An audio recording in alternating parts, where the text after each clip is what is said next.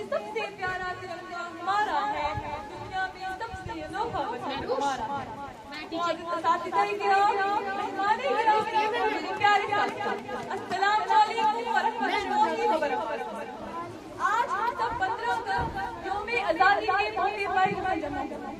ये दिन हमारे लिए खुशी, फख्र और शुक्रगुजारी का दिन है, क्योंकि 15 अगस्त 1947 को हमारा भारत आजादी की नियामत से सरफराज हुआ।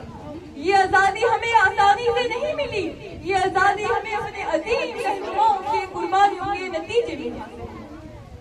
आज हम उन तमाम आजादी के सिपाहियों को याद करते हैं जिन्होंने अपने वतन के लिए बड़ी बड़ी कुर्बानियां दी।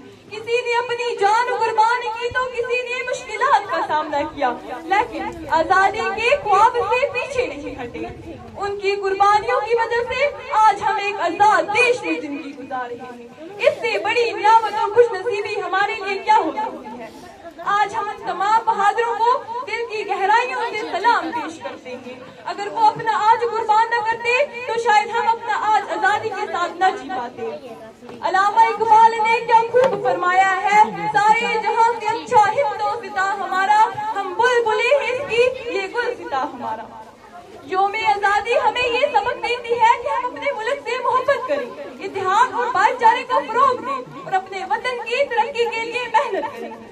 आज हम सब बच्चों के हाथ किताबें उठाने वाले हाथ हैं। अगर हम मेहनत करेंगे तो शायद कल यही हाथ वतन की तकदीरें लिखने वाले हाथ होंगे।